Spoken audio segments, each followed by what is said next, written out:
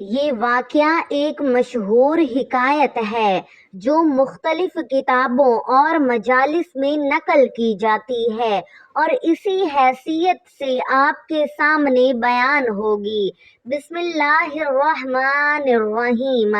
کہتے ہیں کہ ایک دن شہنشاہ ہندوستان اورنگزیب عالمگیر اپنے دیوان عام میں جلوہ افروز تھے۔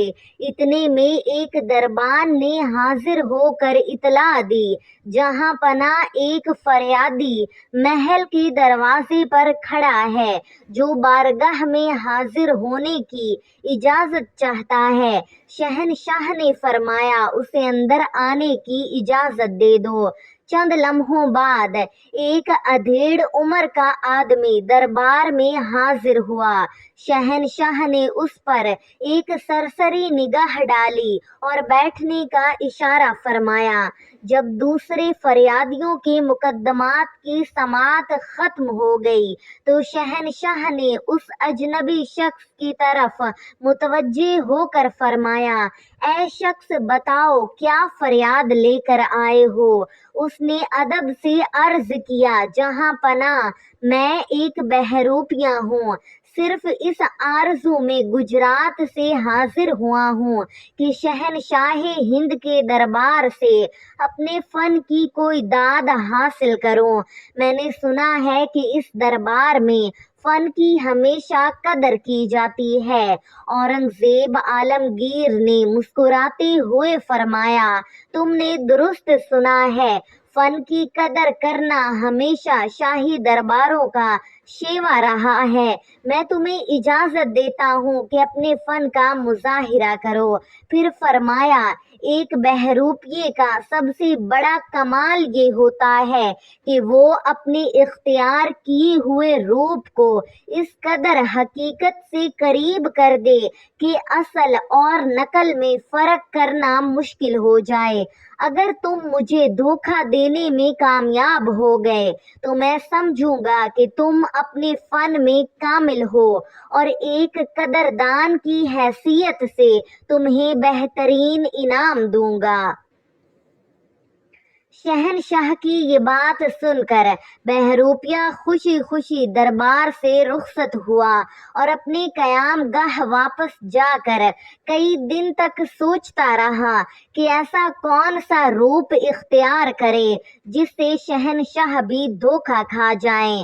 کچھ عرصے بعد ایک مہم سے واپسی پر شہنشاہ اورنگزیب عالمگیر راستے میں بیمار ہو گئے۔ یہ خبر پھیلتے ہی دلی کی پوری سلطنت میں بے چینی کی لہر دوڑ گئی۔ ہر طرف مساجد اور عبادت گاہوں میں ان کی صحت یابی کے لیے دعائیں ہونے لگیں۔ گلی گلی محتاجوں اور مسکینوں میں خیرات تقسیم کی جانے لگی۔ ملک بھر سے نامور طبیب علاج کے لیے دلی پہنچنے لگے۔ چند دنوں کی کوشش کے بعد اللہ تعالیٰ کے فضل سے شہنشاہ کی طبیعت سنبھل گئی۔ پوری سلطنت خوشی سے جھوم اٹھی۔ بیماری سے صحت یاب ہونے کے بعد یہ پہلا دن تھا جب شہنشاہ درباری دیوان عام میں تشریف لانے والے تھے۔ دربار لوگوں سے کھچا کھچ بھرا ہوا تھا۔ سب کی نظریں دروازے کی طرف لگی ہوئی تھی۔ اتنے میں نقیب نے بلند آواز سے اعلان کیا، شہنشاہ ہند تشریف لا رہے ہیں۔ پورا دربار احتراماً کھڑا ہو گیا۔ مبارکباد اور دعاؤں کے درمیان شہنشاہ تخت شاہی پر جلوہ افروز ہوئے۔ اسی دوران ایک دربان نے حاضر ہو کر عرض کیا، جہاں پناہ آپ کی بیماری کی خبر ایران تک پہنچ چکی ہے۔ ایران کا ایک مشہور طبیب خاص طور پر آپ کے علاج کے لیے حاضر ہوا ہے۔ وہ بارگاہ میں حاضر ہونے کی اجازت چاہتا ہے۔ شہنشاہ نے فرمایا اسے فوراً اندر لایا جائے۔ یہ سن کر تمام درباری بھی مشتاق ہو گئے کہ ایران کا مشہور طبیب کیسا ہوگا۔ کچھ ہی دیر بعد ایک نہایت بوڑھا شخص دربار میں داخل ہوا۔ اس کی پیشانی سے علم و وقار ٹپک رہا تھا۔ اس کے پیچھے غلاموں کی ایک لمبی قطار تھی جن کے سروں پر دواؤں سے بھرے ہوئے چھوٹے بڑے صندوق رکھے ہوئے تھے۔ پورا دربار اس طبیب کو حیرت سے دیکھ رہا تھا، مگر شہنشاہ اورنگزیب عالمگیر مسلسل اس کے چہرے پر نظریں جمائے ہوئے تھے۔ جو ہی وہ طبیب سلام کرنے کے لیے آگے بڑھا، شہنشاہ مسکرا کر بولے، میں تمہیں پہچان گیا ہوں۔ یہ الفاظ سنتے ہی وہ شخص شرمندگی سے پانی پانی ہو گیا۔ وہ دراصل وہی بہروپیہ تھا جو ایران کے طبیب کا روپ دھار کر آیا تھا۔ اپنے فن کی اس ناکامی پر اسے اتنا صدمہ پہنچا کہ وہ خاموشی سے الٹے قدموں دربار سے واپس لوٹ گیا۔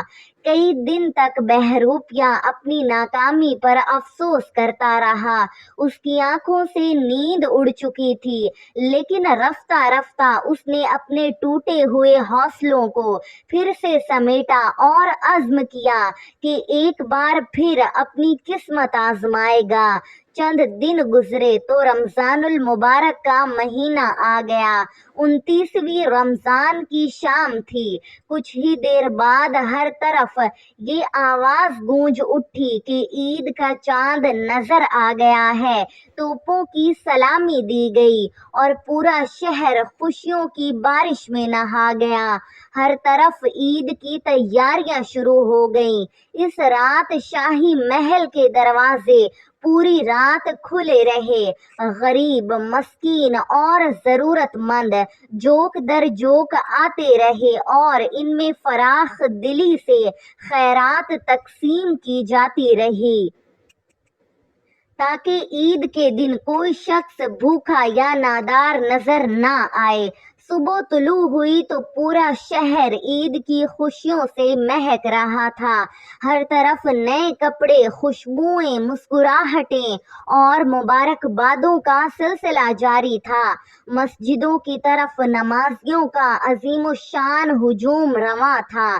قلعہ معلیٰ سے توپ کی پہلی سلامی دی گئی، پھر دوسری توپ کے ساتھ شاہی جلوس عیدگاہ کی طرف روانہ ہوا۔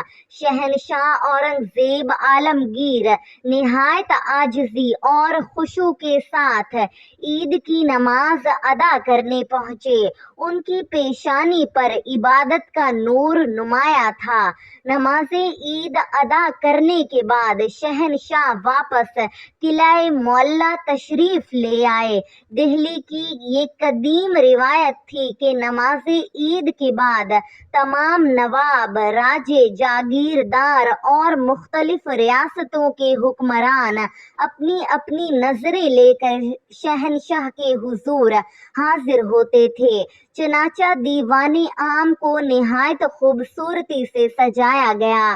ہر طرف قیمتی قالین بچھائے گئے، سونے اور چاندی کے برتن رکھے گئے اور شاہی شان و شوکت اپنے عروج پر تھی۔ شہنشاہ تخت طاؤس پر جلوہ افروز ہوئے تو مبارکبادوں کا شور بلند ہو گیا۔ ایک ایک کر کے تمام امراء، نواب، راجے اور جاگیردار اپنی نظریں پیش کرتے رہے۔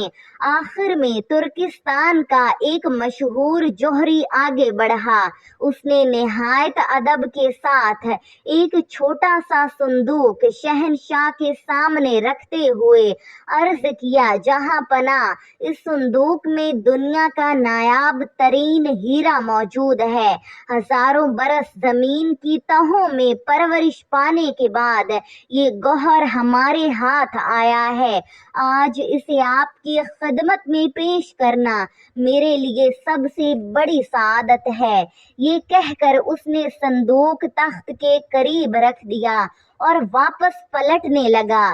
اچانک شہنشاہ اورنگزیب عالمگیر مسکرائے اور فرمایا، اس بار بھی ہم نے تمہیں پہچان لیا ہے۔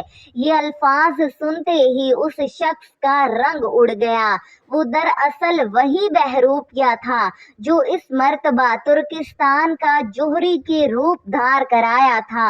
یہ شکست پہلی شکست سے کہیں زیادہ گہری تھی۔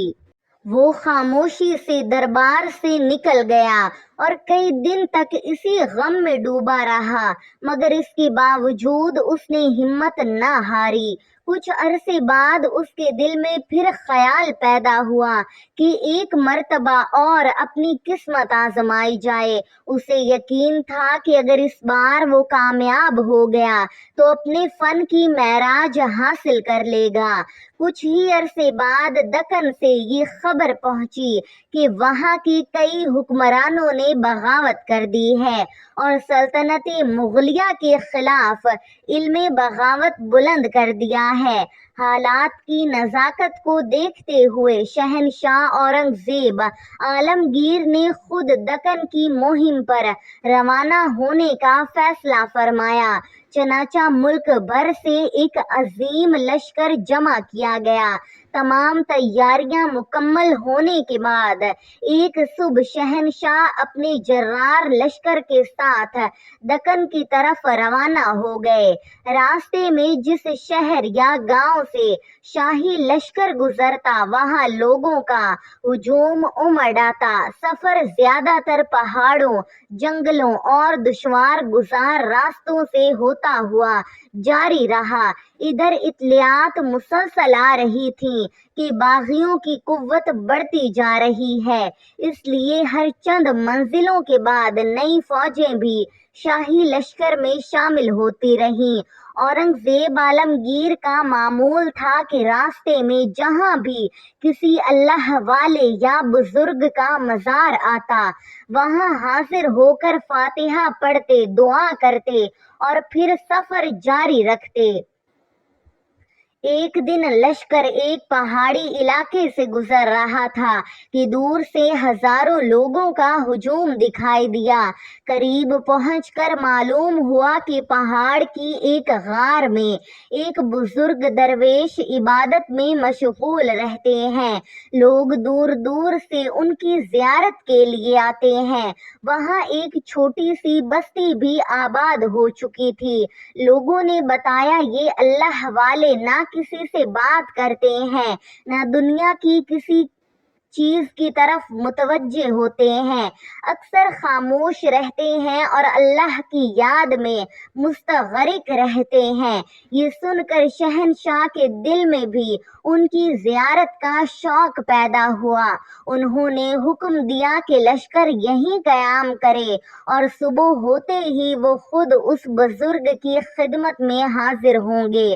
اگلی صبح شہنشاہ نے غسل کیا، پاکیزہ لباس زیب تن فرمایا یا 2 رکعت نفل ادا کیے اور نہایت ادب کے ساتھ غار کی طرف روانہ ہوئے۔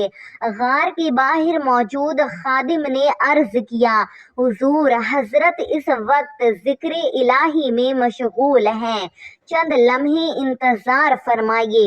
شہنشاہ خاموشی سے انتظار کرتے رہے۔ کچھ دیر بعد خادم نے اندر جانے کی اجازت دی۔ شہنشاہ غار میں داخل ہوئے تو دیکھا کہ ایک بزرگ خاموشی سے عبادت میں مصروف ہیں۔ آپ ادب سے زمین پر بیٹھ گئے اور کافی دیر تک خاموش رہے۔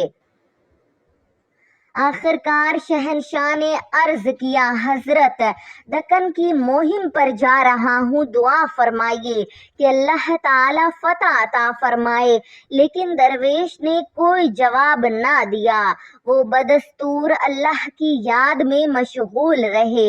کافی دیر گزرنے کے بعد شہنشاہ نے واپسی کا ارادہ کیا۔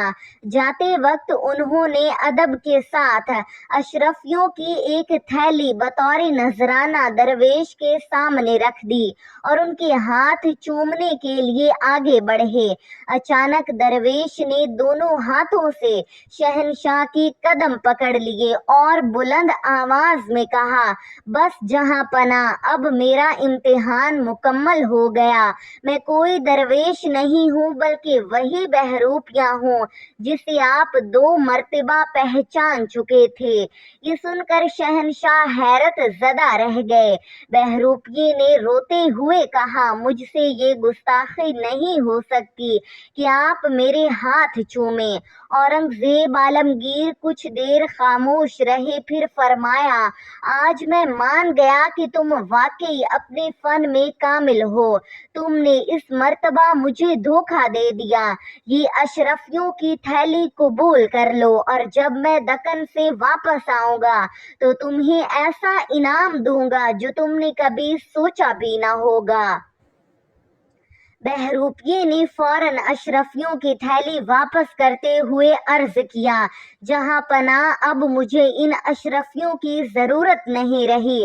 फिर उसकी आंखों से आंसू जारी हो गए और वो कहने लगा, आज तक मैं सिर्फ दरवेश का रूप धारता रहा, मगर आज पहली मर्तबा मुझे एहसास हुआ कि अल्लाह वालों की हकीकत क्या होती है। जब सिर्फ उनकी नकल इख्तियार करने से शहनशाह हिंद मेरे कदमों तक आ गए, तो अगर मैं हकीकत में अल्लाह का बंदा बन जाऊं तो मुझे दुनिया की किसी दौलत की क्या हाजत। ये कहकर उसने अपने कीमती लिबास फाड़ डाले और जंगल की तरफ चल पड़ा। शहनशाह औरंगजेब आलमगीर देर तक खामोश खड़े उसे जाते हुए देखते रहे। उनके दिल पर इस वाक़े का ऐसा असर हुआ कि काफी देर तक वो गहरी सोच में डूबे रहे।